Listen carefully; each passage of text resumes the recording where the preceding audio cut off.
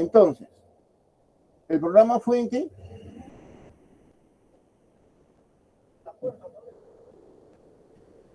¿cómo se guarda? En un archivo, ¿no? Cuando yo compilo el programa fuente y tengo el programa ejecutable,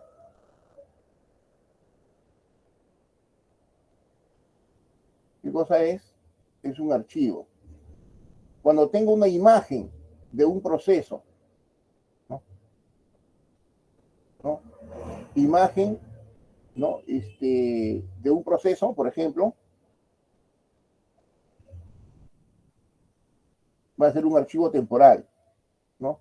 Cuando tengo un gráfico, ¿no? O tengo un audio, una música, una canción,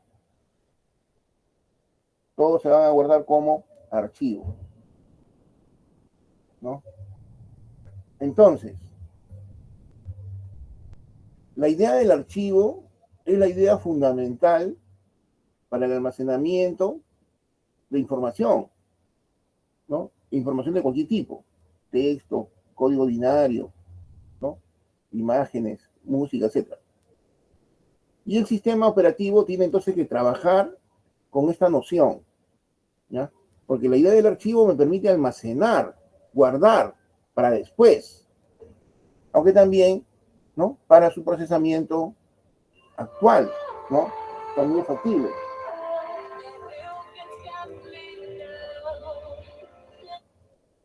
También es factible, ¿no?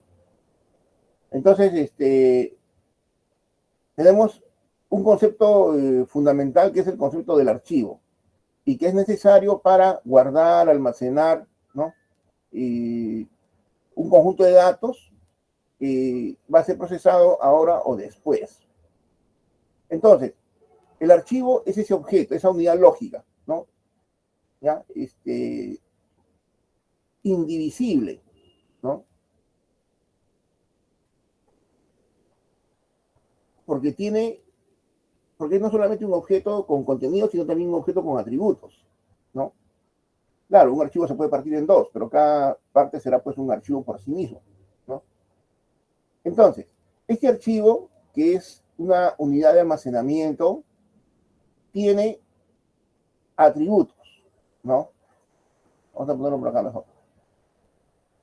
Tiene atributos. ¿Ya? ¿Qué atributos nosotros podemos mencionar? Para empezar, tiene un identificador, ¿no? Un identificador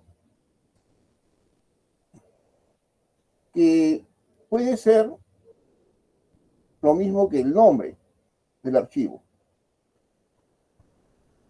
¿no? Nombre del archivo, ¿no?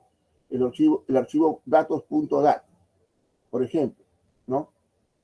Pero hay archivos, sobre todo los del sistema, ¿no? Los del sistema operativo, que él no los maneja con un nombre, sino con un identificador, ¿no? Archivo F001, por ejemplo, ¿no? ¿Ya?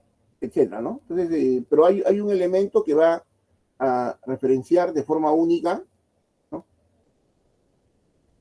A este objeto. Luego tenemos otros atributos que son, ¿no? El tamaño, ¿no? Tamaño en bytes, su fecha de creación,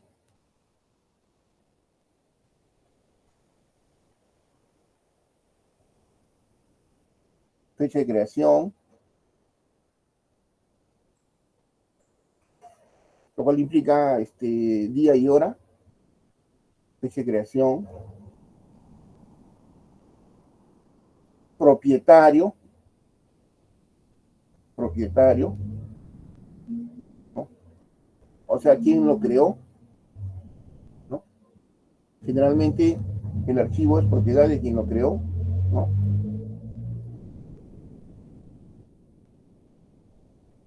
Y tiene otros atributos adicionales, ¿no?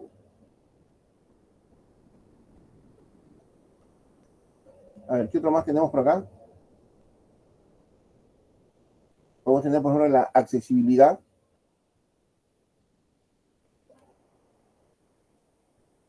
¿no? Porque hay archivos que son de lectura y escritura.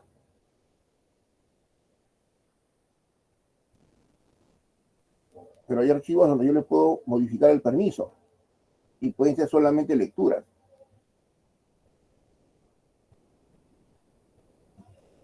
¿no? Y hay otros archivos que son de sistema, o sea que solo el sistema operativo los puede manejar, etcétera, ¿no? ¿Ya? ¿Qué otros atributos más? Creación, el propietario, la accesibilidad, el tamaño, etcétera, ¿no? Bueno, entonces, el sistema operativo necesita, ¿no?, tener un gestor de archivos, ¿no?, para su manejo, para su almacenamiento, para su recuperación, para su procesamiento, etcétera. Y este gestor de archivos es lo que llamamos el file system, ¿no? Entonces, el file system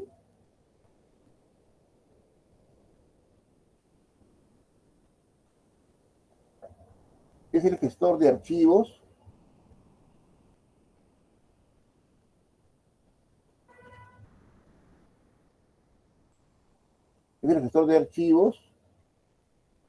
para su procesamiento y almacenamiento.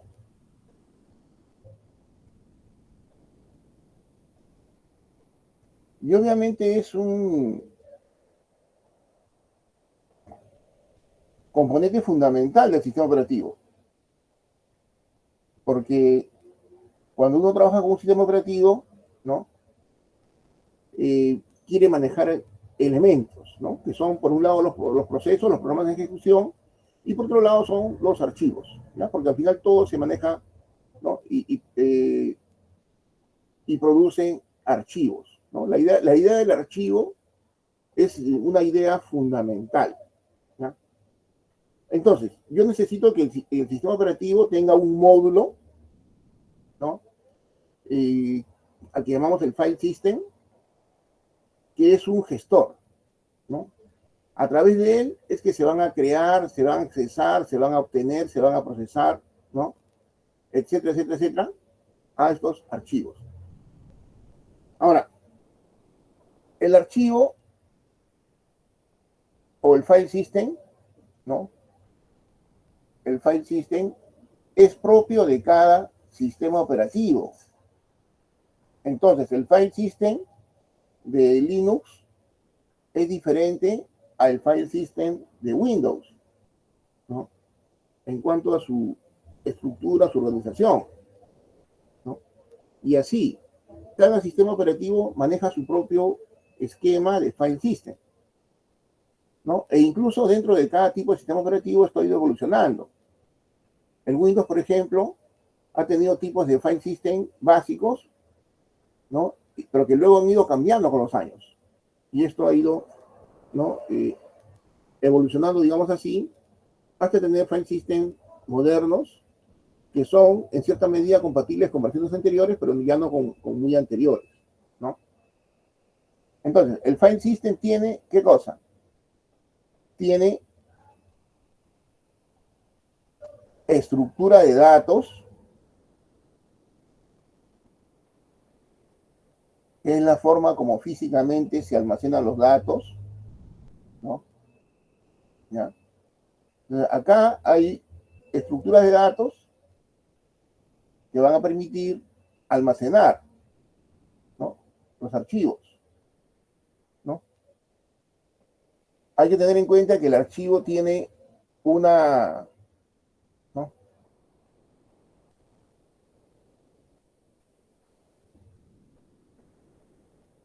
el archivo tiene una vista lógica,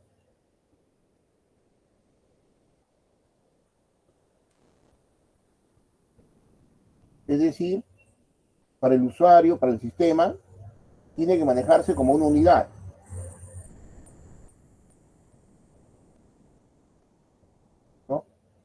y una vista física, o sea, una vista real.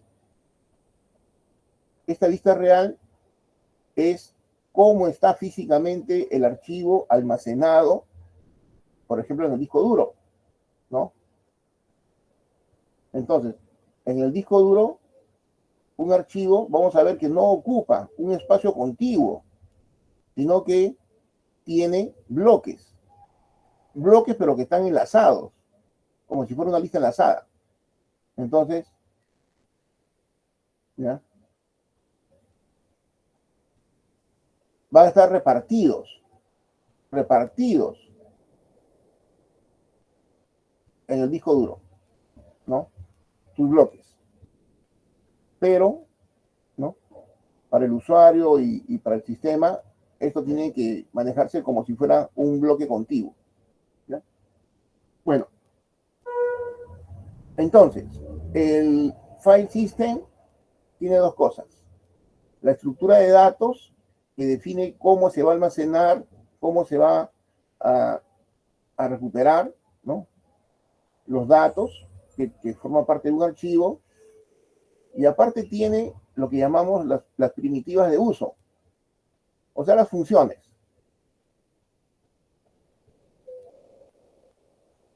¿no? Que permiten manejar esa estructura.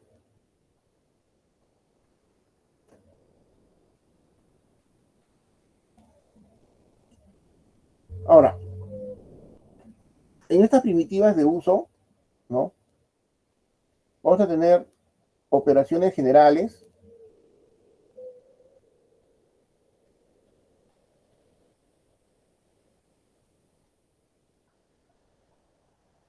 como por ejemplo, crear, ¿no? Eliminar, delete,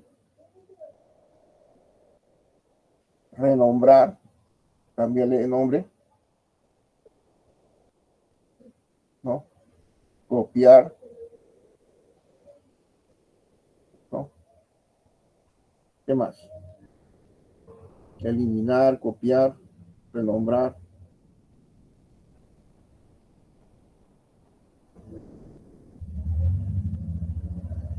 Mire que mover en el fondo es copiar a un destino y eliminar el origen. Eso es mover, ¿no? O sea que mover se puede ver como que es dos operaciones generales, copiar y eliminar, ¿no? El origen. Bueno, tenemos entonces operaciones generales, crear, eliminar, renombrar, copiar, ¿qué más?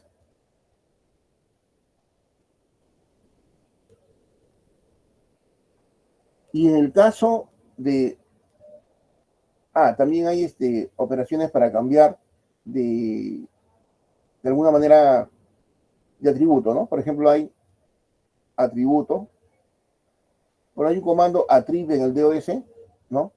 Para cambiar atributos, ¿ya? Entonces, perdón, vamos a quitar esto, ese es el nombre del comando, pero hay operaciones para cambiar atributos. Bueno, cambiar atributo, como decía. Yo lo puedo cambiar de un archivo de lectura y escritura a un archivo de solo lectura, ¿no? Otra operación, por ejemplo, es listar, ¿no? O sea, ver un directorio, ¿no? ¿No? Una operación general. Cuando doy el comando listar, me va a aparecer todos los archivos que están en esa ubicación. Todas estas son operaciones generales. También se puede tener, ¿no? Operaciones especiales, ¿no? Cuando el archivo tiene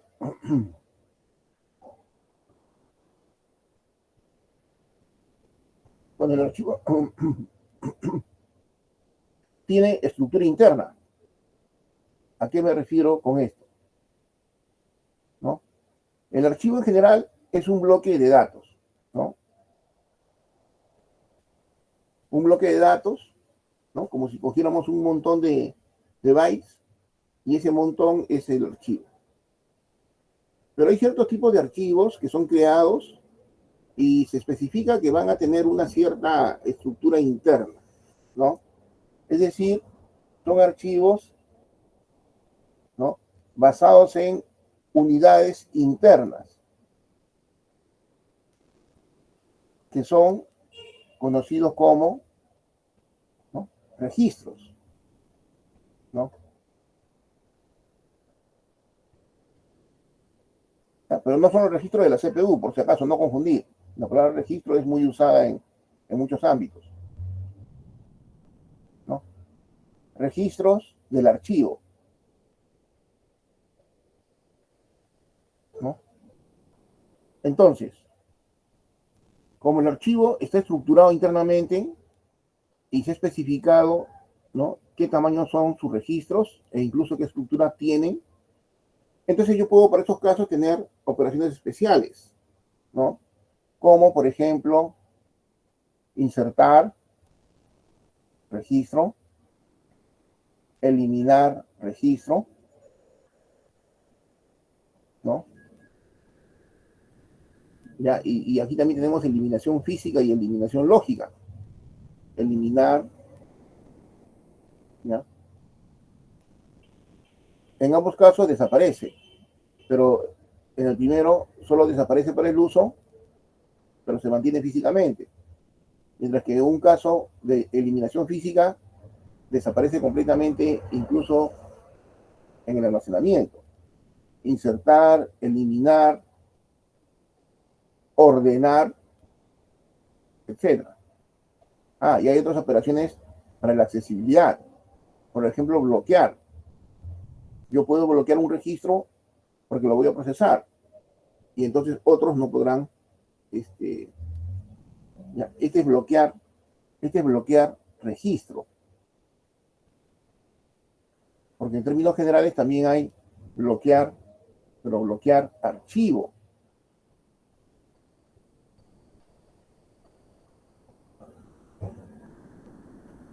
¿ya? Como una unidad general. En el otro caso es bloquear registro, ¿no? Un registro específico. Y así. Entonces, acá tenemos un panorama de lo que son los archivos y lo que el sistema operativo tiene que hacer con ellos, ¿no? ¿Ya? Entonces, el concepto del archivo es un concepto importante, así como lo era y es el concepto de proceso. ¿Ya? El archivo es una unidad lógica de almacenamiento de datos. ¿Ya? Datos que pueden ser de diversos tipos, ¿no? O representar diversas entidades, ¿no?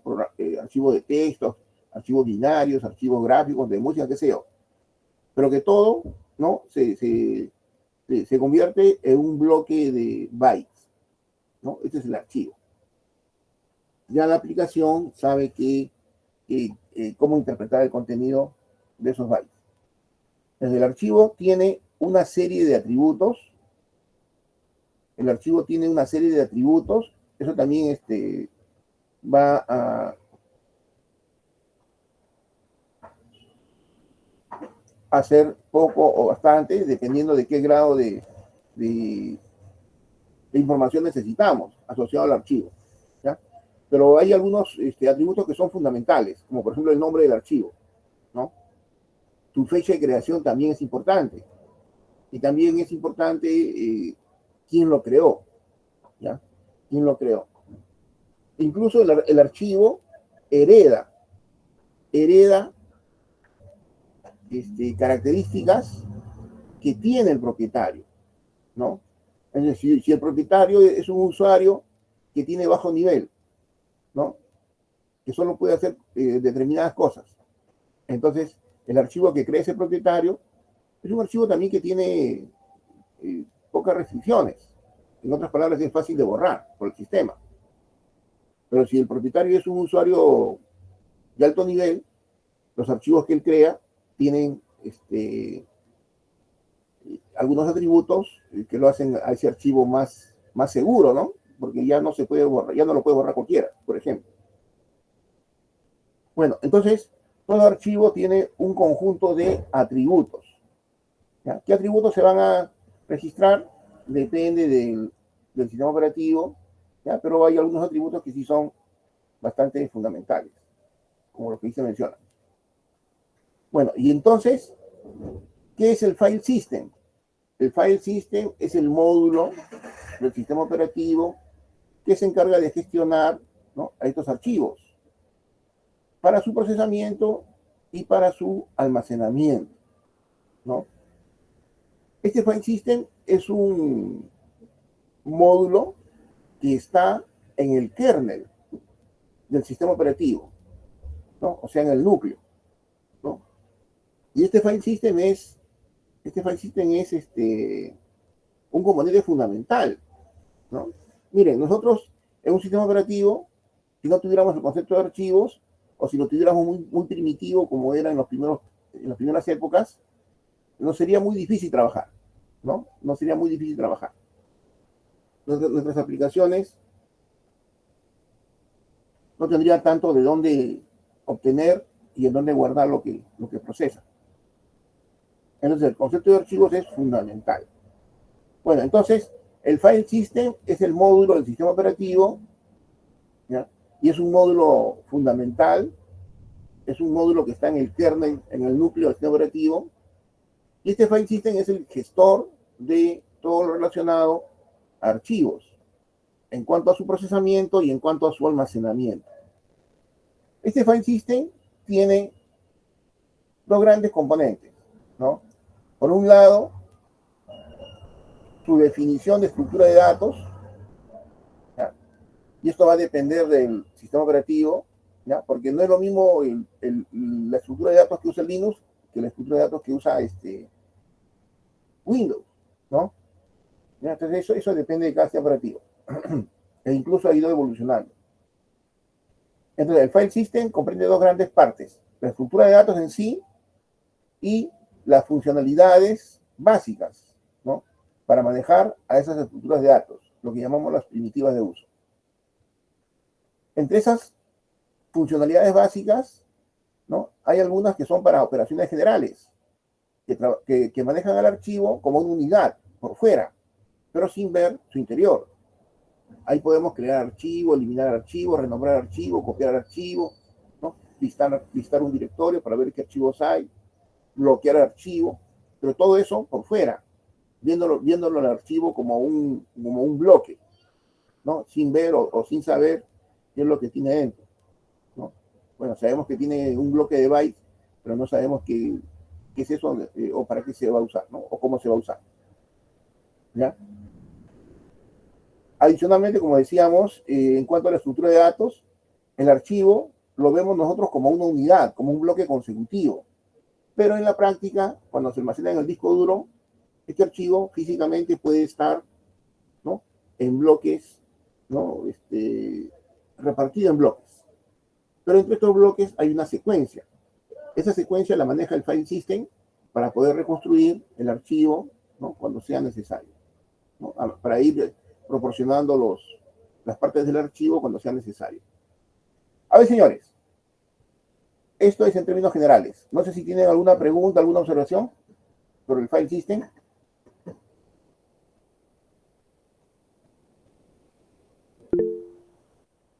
¿Algo por ahí? Sí, profesor, buenas tardes. Diga. Profesor, mencionó de que la estructura de datos depende del sistema operativo, ¿no? Pero en ambos, ¿es así como una lista enlazada o cuál es la diferencia entre un sistema operativo y otro? De la estructura de datos, de un archivo, en el file system.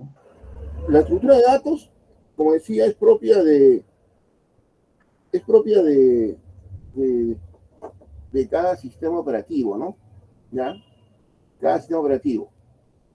Pero en esencia, no es una lista enlazada, ¿ya? No es una lista enlazada. Básicamente es un árbol, ¿no? Un árbol, ¿no? Un árbol, incluso un árbol avanzado. ustedes ya han llevado el curso de estructura de datos, ¿no? Sí, profesor. Entonces, ustedes han visto árboles binarios, ¿no? Han visto árboles B, han visto árboles B más, ¿está bien o no? Sí. Sí. Ya. Entonces, estas estructuras de datos en el file system, en su mayor parte son árboles B más o versiones avanzadas de esos árboles, ¿ya? Porque el objetivo es almacenar de forma eficiente, ocupando la menor cantidad de espacio, pero sobre todo, ¿no?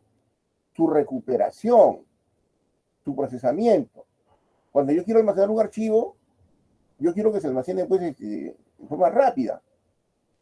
O cuando quiero buscar un dato en un archivo, igual, necesito un proceso rápido, ¿no?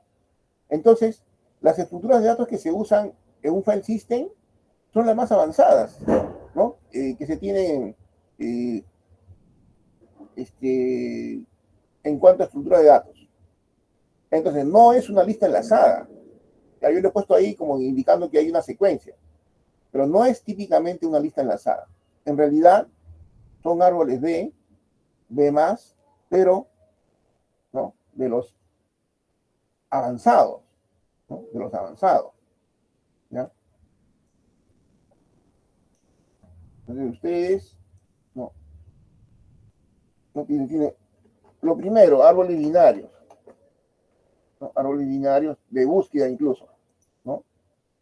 Entonces un árbol binario de búsqueda, ¿no? Tiene su pequeña forma, pero ya saben que tiene propiedades no, que no es balanceado, ¿no? Entonces puede tirar mucho para un lado, ¿ya? Pero permite hacer una búsqueda rápida.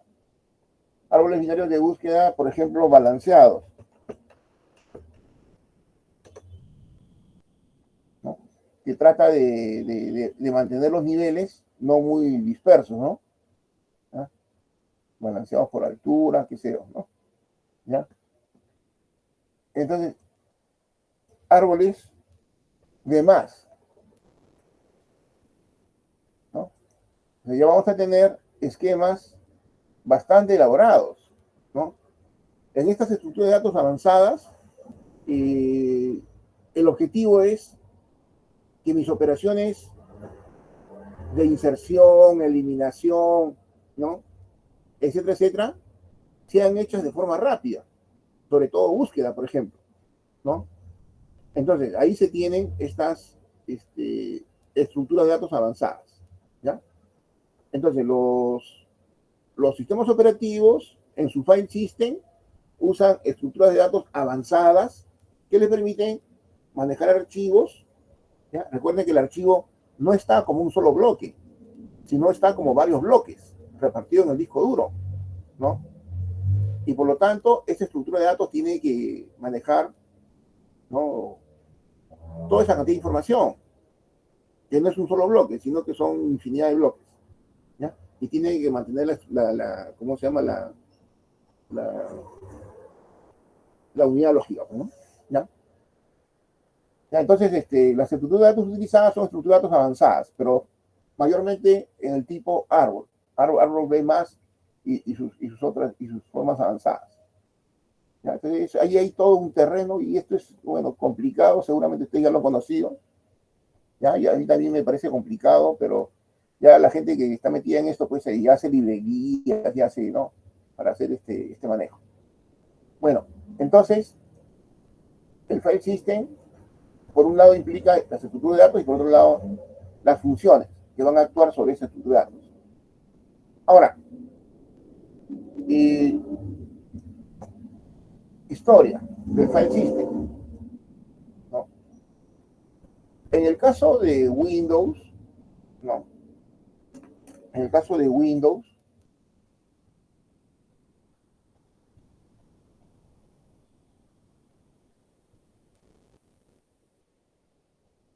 en el caso de Windows, ¿no? Ha habido una evolución desde las primeras épocas, ¿ya? porque el Windows tenía un sistema llamado FAT, ¿no?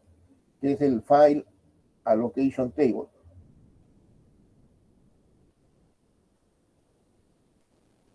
File Allocation Table. Este FAT ha tenido versiones.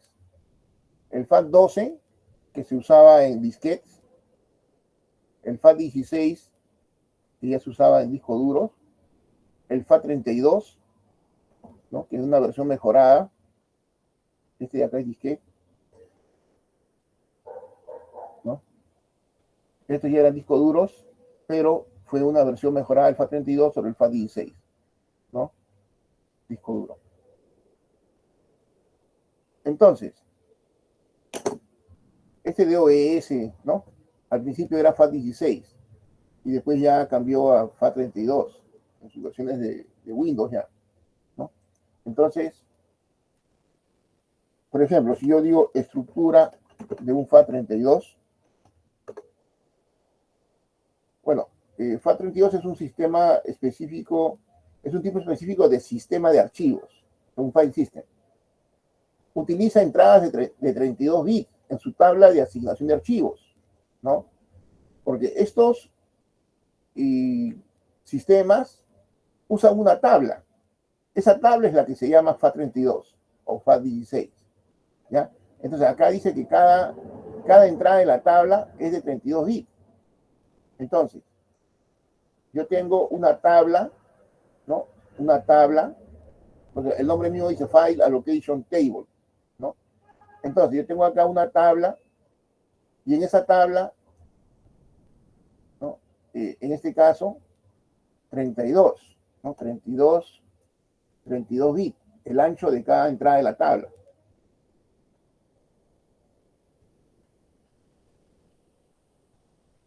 ¿No? O sea, son 4 bytes, ¿no? 4 bytes. ¿Ya? Para FAT32.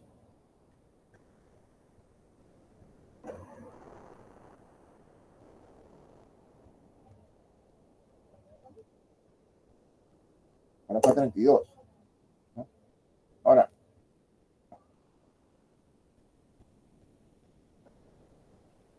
al haber pasado de FAT16 a FAT32, ¿no?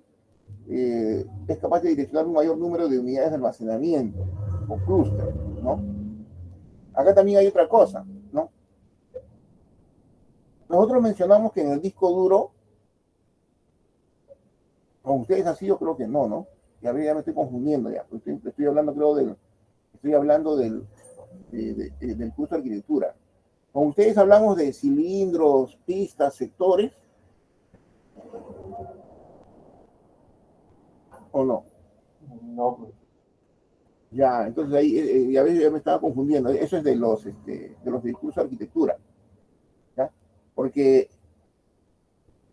en el curso de arquitectura, cuando se ve, ¿no? Hicimos una referencia, ¿no? Al disco duro. O sea que hasta hace no mucho el disco duro era un disco duro sólido, ¿no? Hecho con platos magnéticos y toda esa cosa, ¿no? Solo hace no mucho ha sido reemplazado por disco duro de estado sólido. Entonces, el disco duro sólido está formado por platos magnéticos y hay cabezales que accesan a cada superficie del plato. ¿Ya? Y en este conjunto de hardware, de platos, con sus cabezales de lectura y escritura que se posicionan sobre cualquier lugar del plato, se hace una distribución lógica, ¿no? Una distribución lógica, donde cada plato tiene círculos concéntricos, que es donde van los datos, ¿no? Es igual que uno hace una carretera, primero tú haces el asfalto, ¿no? Y una vez que tienes la carretera asfaltada, Ese es como el plato recién cubierto de superficie magnética. Pero luego tienes tú que hacer la división lógica, ¿no? Ahí pintar los carriles, las líneas, ¿no? Que separan los carriles y todo eso. Algo similar acá, ¿no? Entonces el disco se organiza, ¿no? Se organiza para poder almacenar de forma ordenada. ¿Y cómo se divide en el caso de un disco duro? ¿No? Cada plato, cada superficie del plato se divide en líneas concéntricas, conocidas como pistas. Pistas, ¿no? Acá también se puede ver. Creo que no se ve muy bien, ¿no? Acá está mejor, ¿ya? Entonces, cada círculo es una pista, una pista. Y la pista se divide en bloques, que son los sectores, ¿no?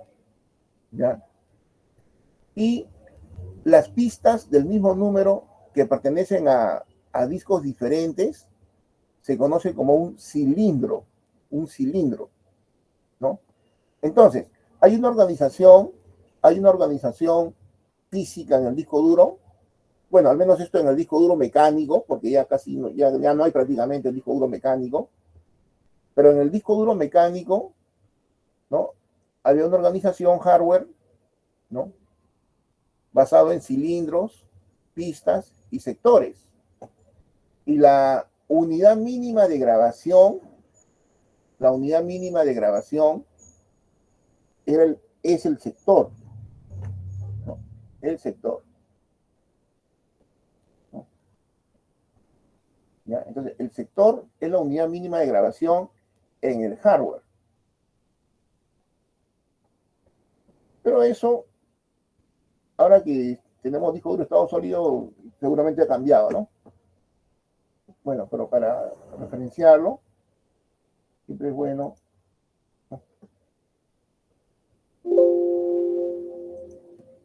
Entonces, ¿qué tenemos acá? Acá tenemos, ¿no? Esta es una organización en el hardware.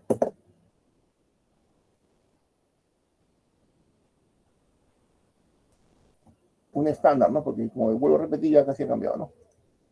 Entonces acá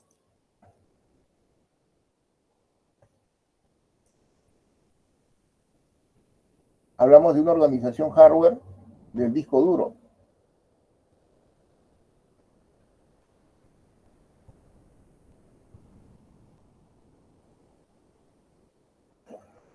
Pero del disco duro mecánico,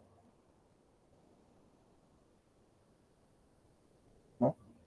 En donde tenemos, como decía, una jerarquía, cilindros, pista y ahí sector,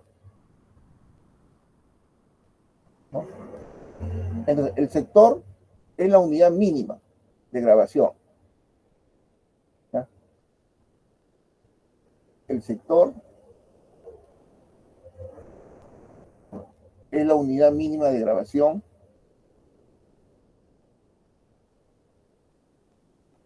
en el hardware, ¿eh?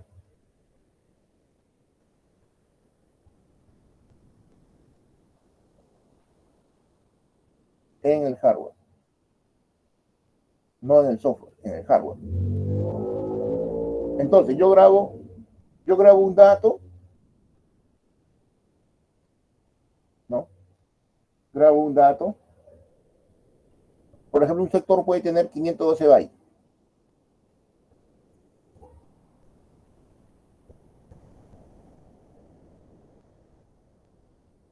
Y mi unidad mínima de grabación en el disco duro es un sector, ¿no? Así quiero modificar un solo byte, tengo que grabar todo el sector. Entonces,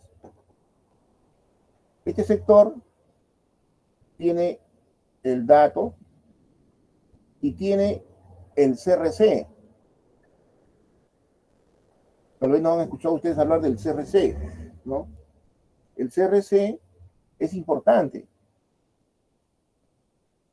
¿no? Control de redundancia cíclica.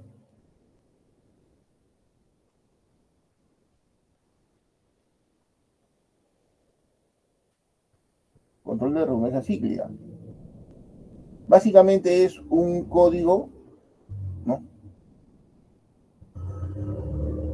de detección de error.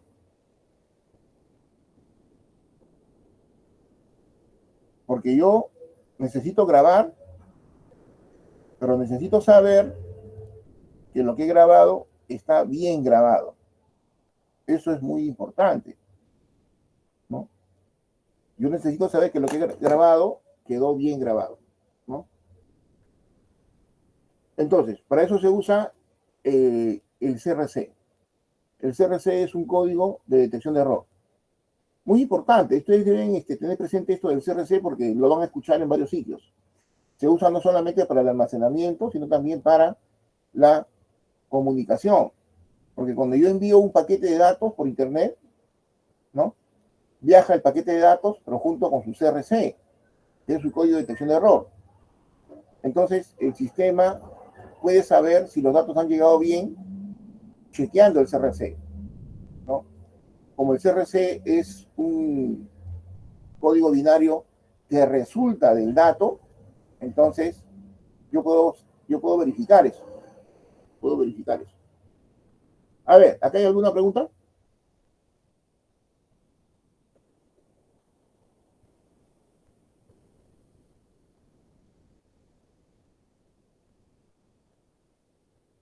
A ver, señores, ¿alguna pregunta, alguna observación?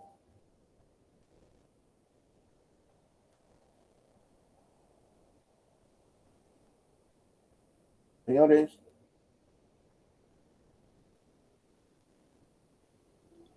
Profesor, ¿ese 512 bytes es estándar para el sector? ¿qué cosa? ¿El 512 bytes es estándar para un sector? Es frecuente, común, pero no es estándar, porque cada sistema operativo decide, pues, ¿no?, cómo formatea su disco duro, ¿ya? Pero es común este valor. En todo caso, podemos, ¿no? Se puede preguntar, ¿no? Longitud estándar de un sector de disco duro.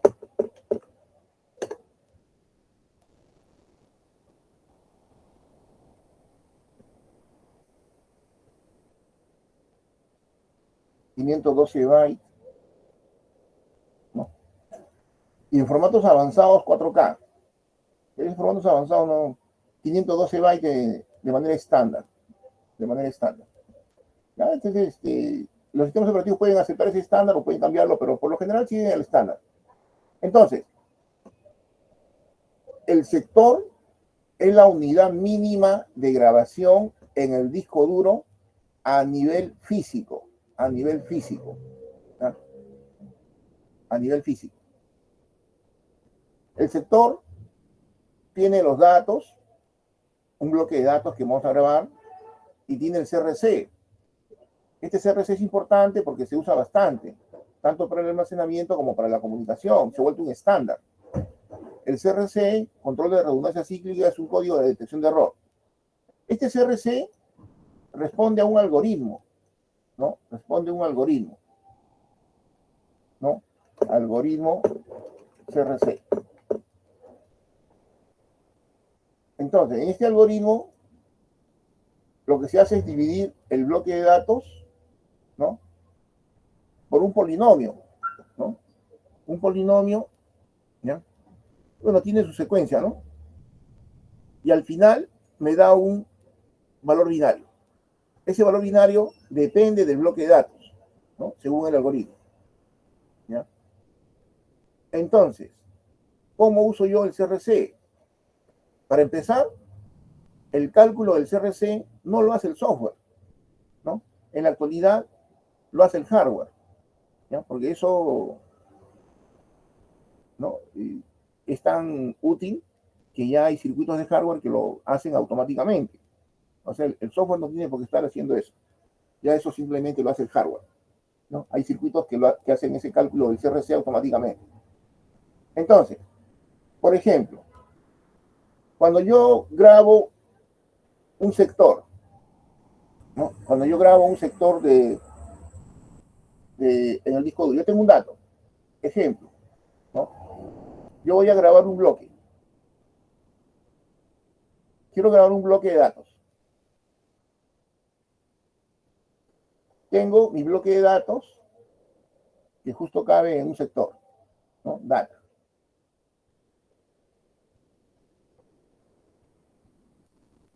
Ya, yo lo voy a grabar en un sector.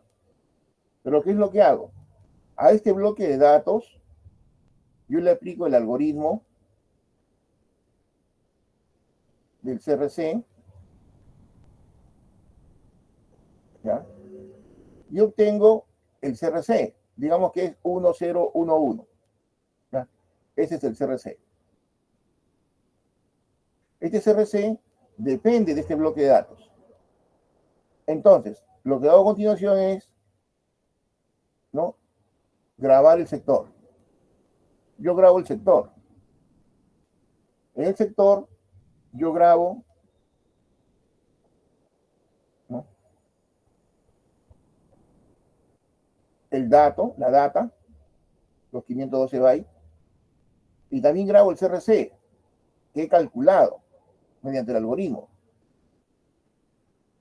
¿Sí?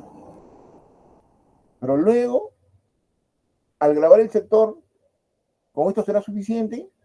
No. Yo tengo que validar que lo que he grabado es correcto. ¿Por qué tengo que validar?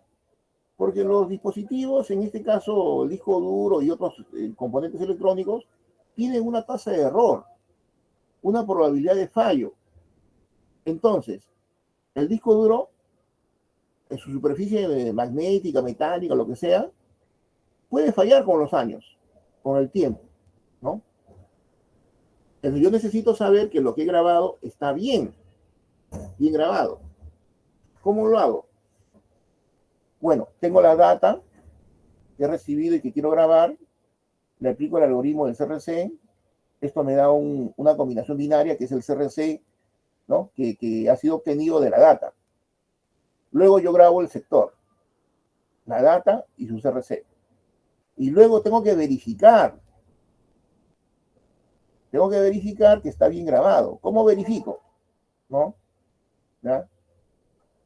Se lee el sector. Se lee el sector. Cuando yo leo el sector, yo leo la data y leo el CRC grabado, ¿no? Este es, ¿no?, el CRC grabado.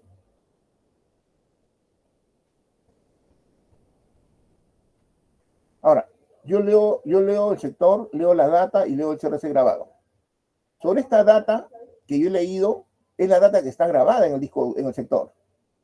A esta data que está grabada, ¿no? ¿Ya? Esta es la data grabada. Ojo, esta es la data grabada.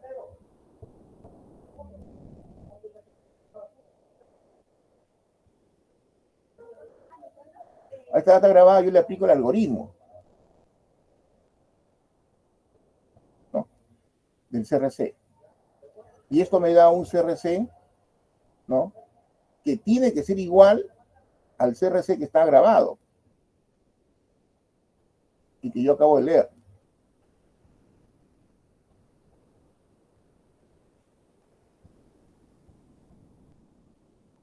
¿Sí?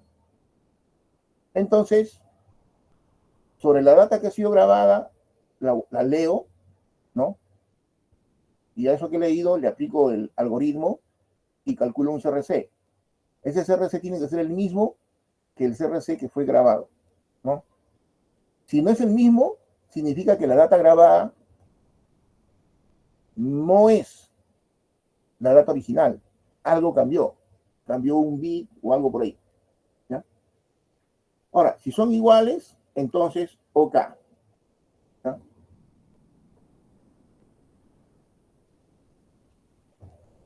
Si son iguales, entonces grabación OK. Pero si son diferentes, si no, tengo que regrabar, porque ese sector no se ha grabado bien. Tengo que regrabar el sector. y otra vez verificar. Y si en la regrabación tampoco queda bien, entonces puedo hacer un tercer intento quizás, ¿no? Pero hasta cierto punto.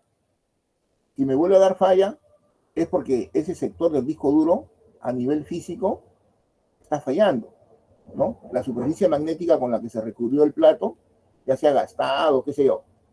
Y por lo tanto, ese espacio físico ya no sirve, ¿no? Lo que hace el sistema es marcar esa parte como, ese sector como dañado y irse a grabar a otro sector. Si en el disco duro empiezan a aparecer muchos sectores dañados, entonces ese disco duro ya está en muere, ¿no? Entonces mejor cambia de disco duro porque si no en algún momento va a colapsar. Bueno, entonces, esto es a nivel de hardware. Ya creo que me he desviado algo. Esto es a nivel de hardware. Hay un esquema que garantiza que la unidad de grabación física de hardware sea correcta. Pero el sistema operativo, ¿no?, trabaja con archivos. Y en el caso del FAT32, ¿no?, su unidad mínima de grabación es el clúster, llamado clúster. En el caso de Windows, ¿eh? Este es un clúster.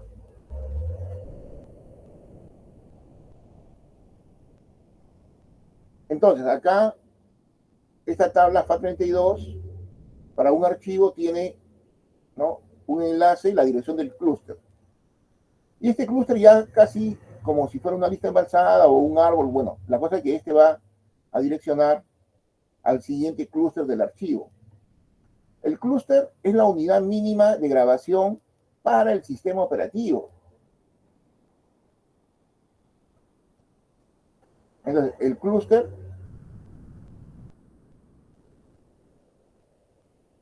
es la unidad mínima de grabación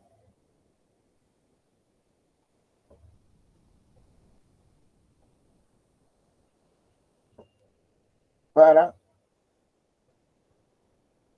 el sistema operativo.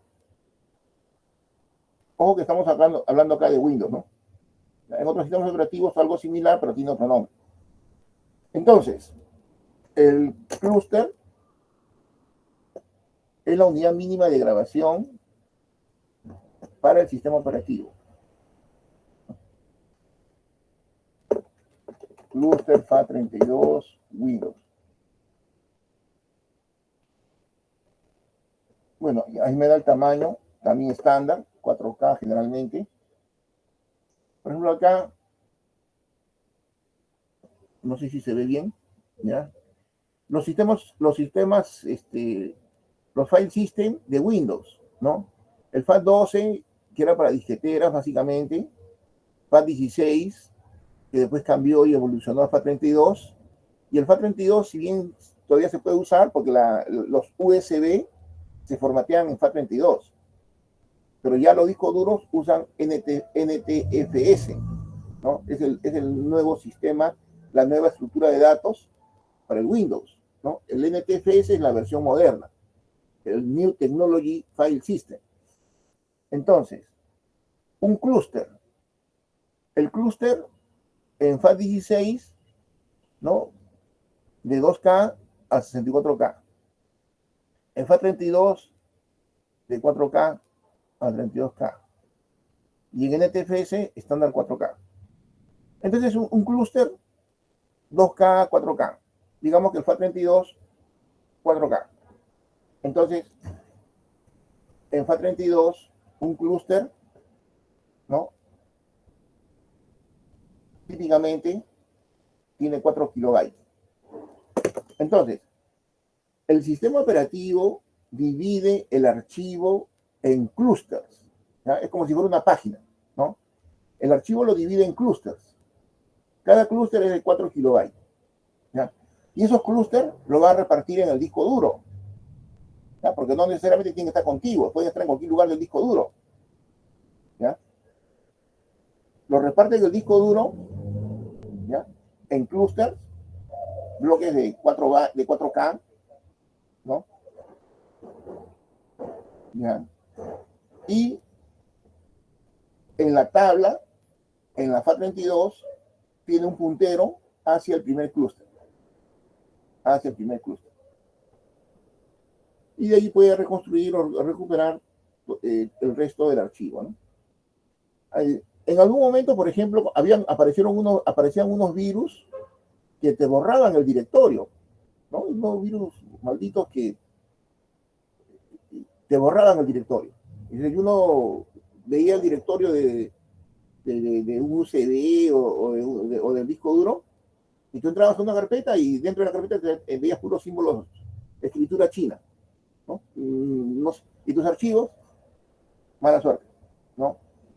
Pero esos virus lo que hacían era borrar la FAT32 o desvirtuarla, ¿no? Pero la información estaba ahí en el disco duro, ¿no? En los clústeres, ¿no? Entonces, había que utilizar alguna herramienta que reconstruya, ¿no? La tabla en base a la información de los clústeres, lo cual era hasta cierto punto factible, ¿no? Pero bueno, era un problema. Entonces, si a ti te borran el directorio, ¿no?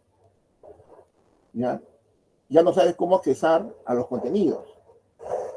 Bueno, y entonces hay una estructura, ¿ya? Para el file system del Windows, ¿ya? Recuerden acá, ¿no? El file system del Windows ha avanzado, ha evolucionado. El más antiguo, el FAT12.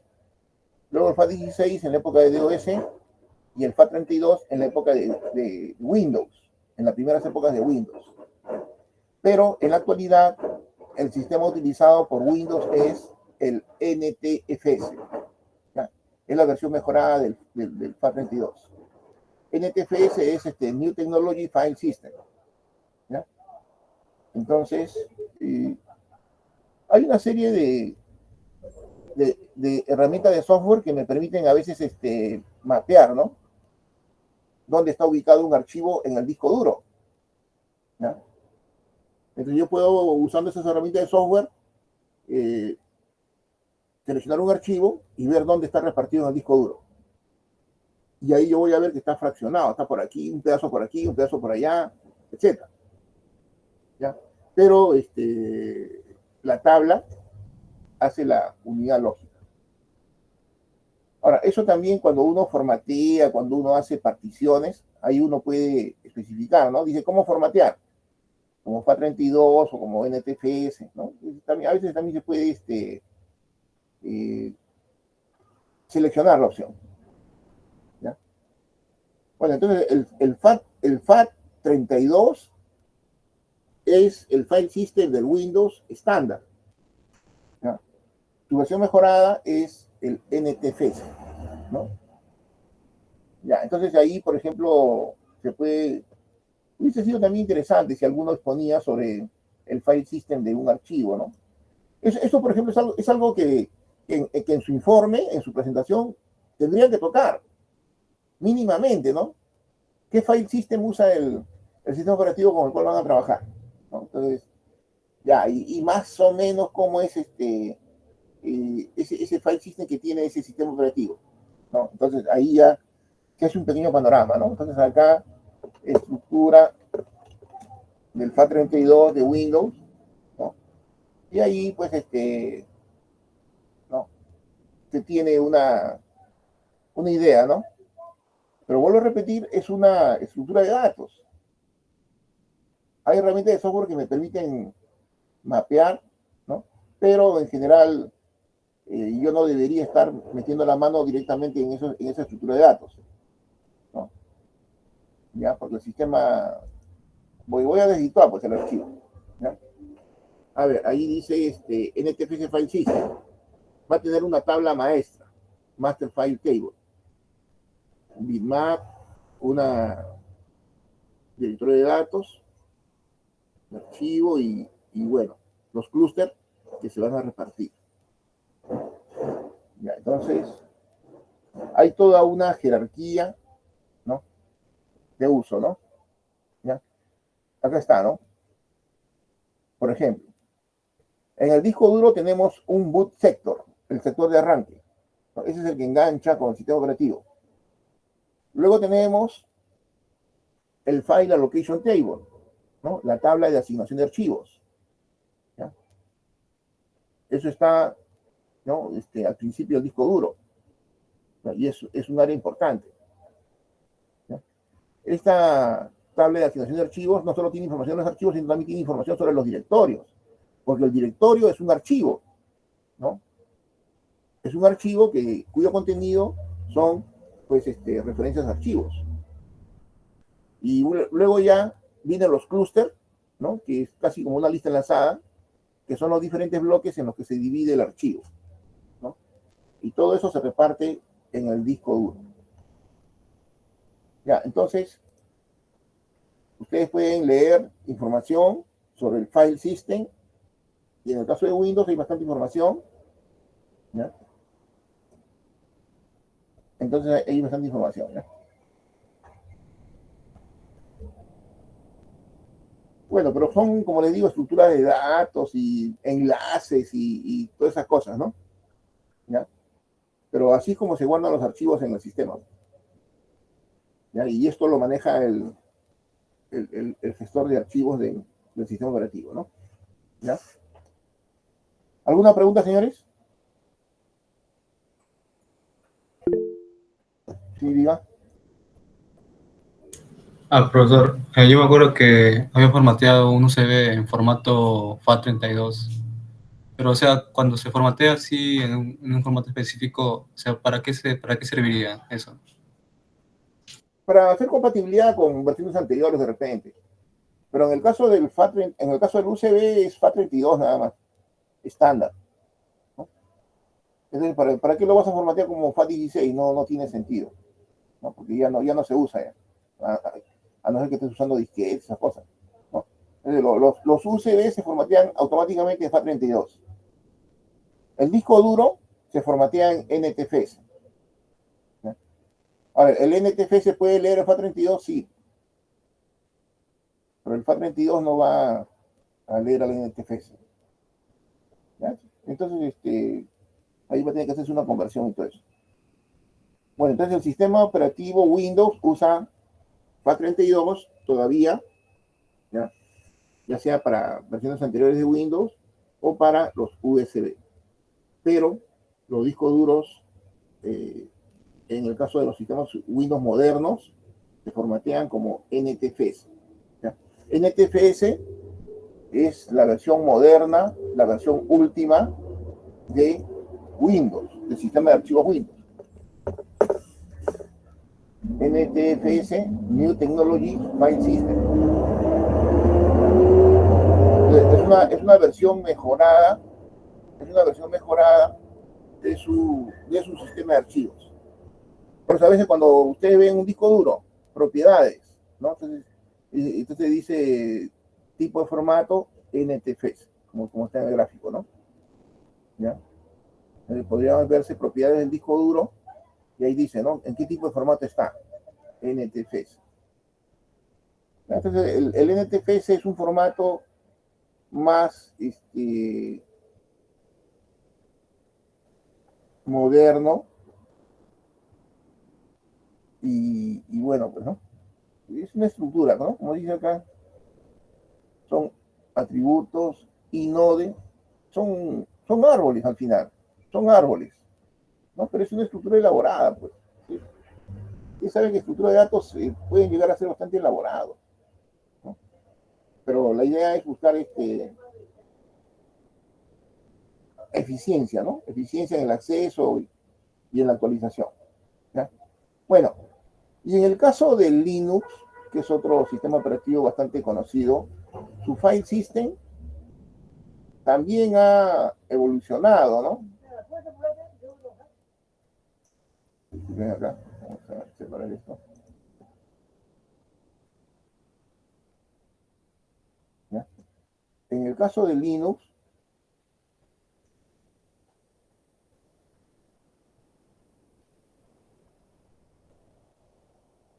ustedes saben que Linux es una versión, pues, para computadoras personales de lo que era en cierta medida el Unix, ¿no? Haya habido una evolución, ¿no? En los mainframes, en los grandes computadores, se tenían los sistemas operativos de IBM, el MVS, el OS 360, pero todo eso era propietario de IBM, ¿no? Luego aparecieron empresas competidoras de IBM que sacaron las mini computadoras, ¿no? Eran computadoras de mediano calibre que ya no costaban cientos de miles de dólares, estas costaban decenas de miles de dólares y que eran asequibles para empresas medianas, ¿no? Ahí hubieron varias muy buenas, ¿no? La Digital Equipment tiene varias mini computadoras. Y esas mini computadoras, como eran más asequibles, fueron compradas, por ejemplo, por empresas medianas y también por universidades. Las universidades en los años 60, 70 tenían mini computadoras, ¿no? Y por eso es que mucha gente académica usaba esas máquinas y desarrollaron muchas cosas usando esas máquinas. Entonces allí pues se desarrollaron algunos sistemas operativos, ¿no? En forma académica, que eran para no usar los sistemas de IBM, pues, porque los sistemas de IBM eran propietarios. Desarrollaron algunos sistemas operativos básicos, y ahí hace referencia al Multics, por ejemplo. El Multics es un antecesor de sistemas operativos, ¿no? Y ahí fueron poco a poco colocándose los conceptos que ya hemos mencionado, ¿no? Como el tiempo compartido, esas cosas. Bueno, en algún momento crearon el Unix, ¿no? Un sistema operativo que se hizo popular, claro, sobre la base de anteriores sistemas operativos. Y el Unix estaba programado inicialmente en Assembler, ¿no? Y después, esos que participaban por ahí, el Dennis Rich y esos nombres conocidos, ¿no? Crearon el lenguaje C. Crearon el lenguaje C porque les pareció una forma abreviada y fácil, ¿no? En lugar de programar en Assembler.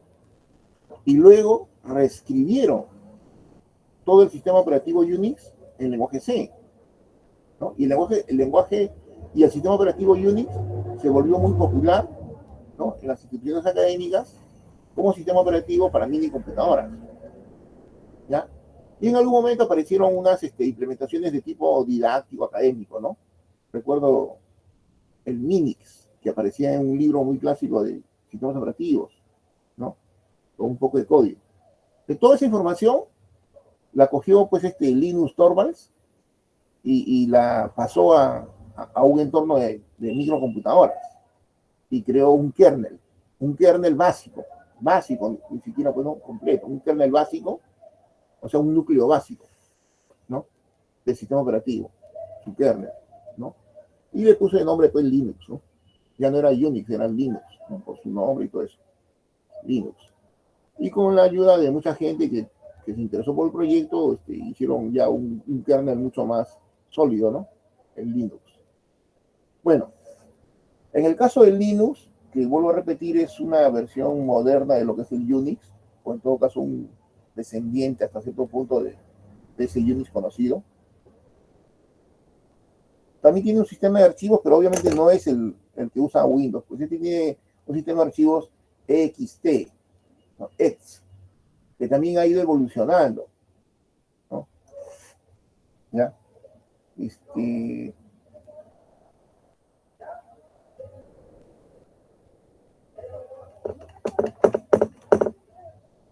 File System Linux.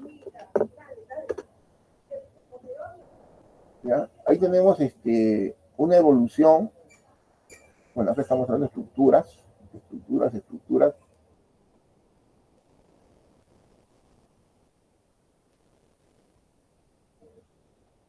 Parece que hay más información, ¿no?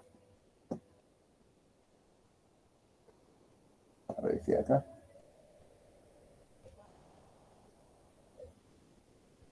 Aquí está haciendo una comparación entre Linux. Bueno, el EXT3, ¿no? Ahí también había una evolución porque ha habido EXT2, EXT1, EXT3 y EXT4, que es lo último, creo, ¿no? A ver. ext3 de Linux. El último es el ext4, pero el ext3 está estandarizado. Es decir, sistema de archivos ext2, 3 y 4. ¿No? El 4 es el último, pero el ext3 es el que está estandarizado. ¿No?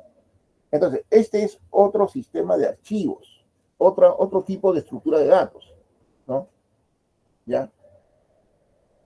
Que obviamente tiene sus diferencias, ¿no? Tiene sus diferencias. En el caso de Linux, este sistema de archivos está facilitando la seguridad de las transacciones. O sea, es un sistema más seguro para procesamiento, ¿no? ¿Ya? Entonces, vamos a tener acá, bueno, acá habla de la evolución, ¿no? El ext, ext2, ext3 y la versión actual ext4, ¿no? Pero este es el sistema de archivos del Linux, el ext, ¿ya? Y el actual es el 3, o el consolidado es el 3, pero el último es ext4. Entonces, el sistema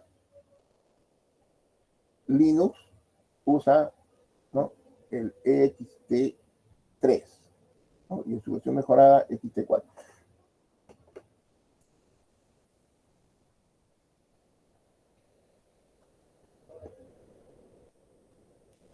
Ahora, la estructura, la funcionalidad de eso también ya pues habría que revisar, ¿no?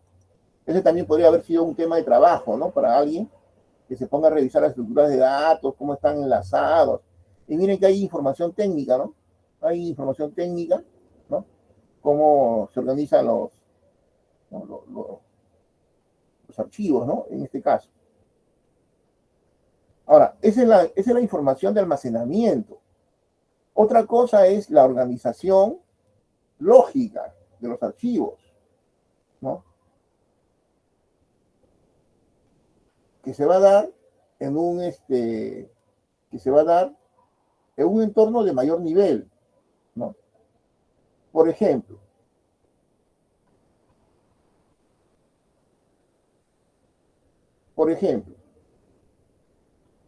cuando nosotros tenemos,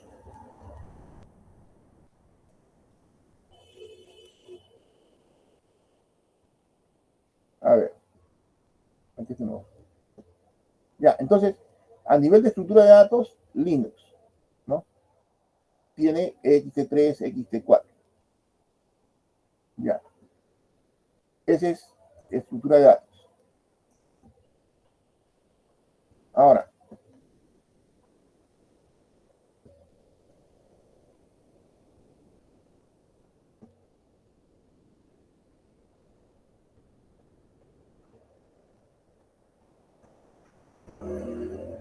otra cosa es organización. Organización del almacenamiento.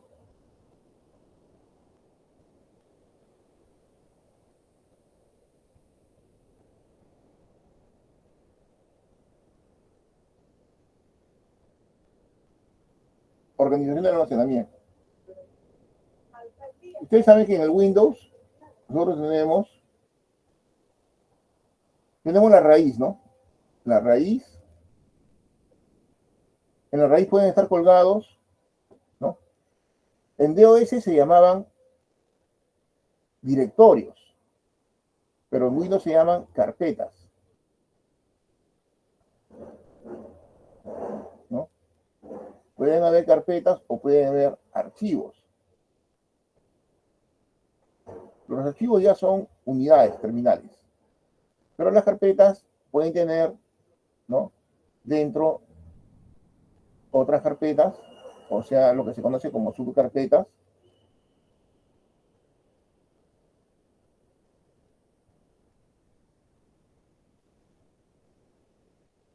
¿no?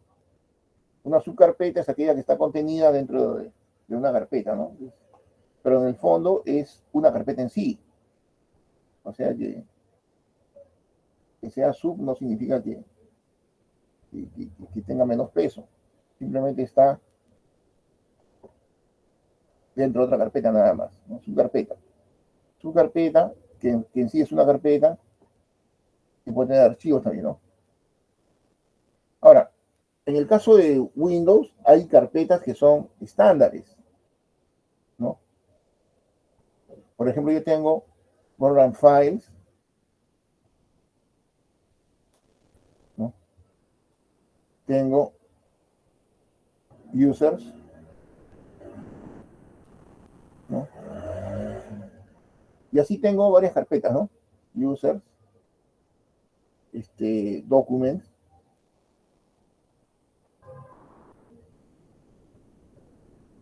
Y tenemos, por ejemplo, la misma papelera de reciclaje. Ah, también hay una carpeta de download, ¿no? Para descargas. Y la carpeta de la papelera de reciclaje es una carpeta, ¿no? Solo que no aparece como una carpeta en sí, sino con un icono, ¿no? Papelera, ¿sabes? Es accesible a través de un icono, etcétera, ¿no? ¿Ya? Y algunas son carpetas de sistemas, ¿no? O sea, no se puede borrar, ni estar haciendo, ni crear directorio dentro de, ni crear carpetas dentro de ellas, etcétera, etcétera, ¿no? Entonces hay carpetas que son de sistema, ¿no? Entonces hay carpetas de sistema. Que no se puede estar haciendo, ¿no? Cosas ahí. El sistema no lo deja. ¿Qué estoy haciendo yo? Carpetas de sistema. Digo una cosa y escribo otra. Carpetas de sistema.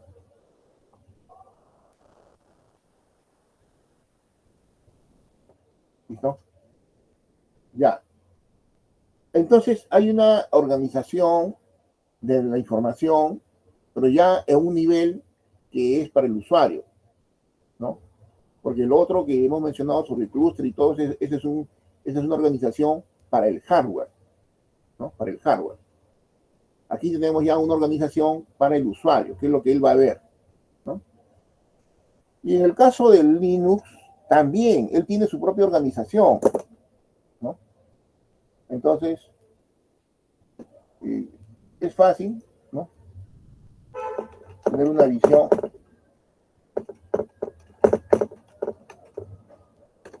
Ya hay un estándar, ¿no? Hay un estándar para su sistema de archivos, ¿ya? A ver. Y vamos a tener una serie de carpetas, ¿verdad? Ya, por ejemplo, este de acá, ¿no? La carpeta bin, binarios, la carpeta home, donde van a estar los usuarios, ¿no? Cada uno con sus subcarpetas, ¿no? Tem, para archivos temporales, librerías, user, ¿no? Para las aplicaciones, bar. Bueno, entonces esas son carpetas estándares en Linux, ¿ya? Ahorita no había preparado el... Si nos alcanza el tiempo, hacemos un laboratorio de Linux, de comandos. Bueno, entonces esas son las carpetas estándares en el Linux, ¿no?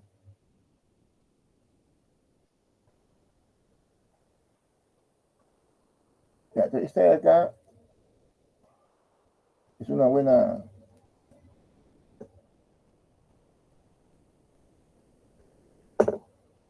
Es muy grande.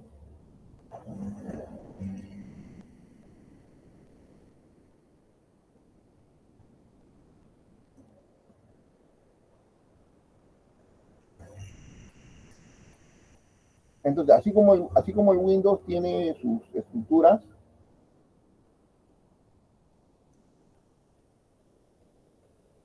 ya, a ver si creo que es grande, pero ya bueno, ahí queda.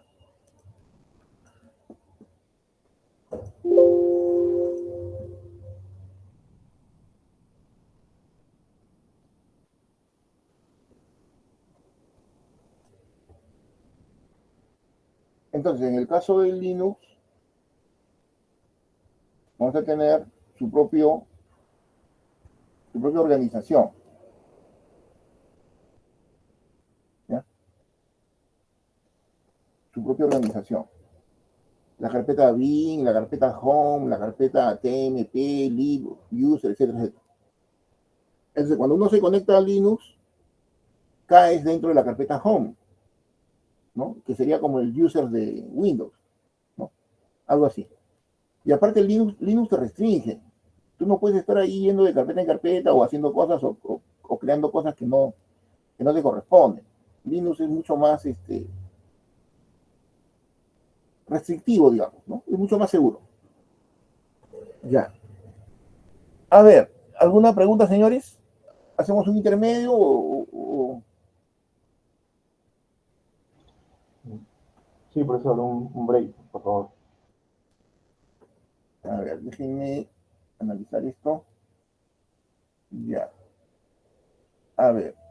Hacemos un intermedio de 15 minutos, señores, y por favor, si tienen alguna pregunta, alguna observación, después del intermedio me avisan, ¿ya? Por favor, para poder, Ya, entonces, 15:46,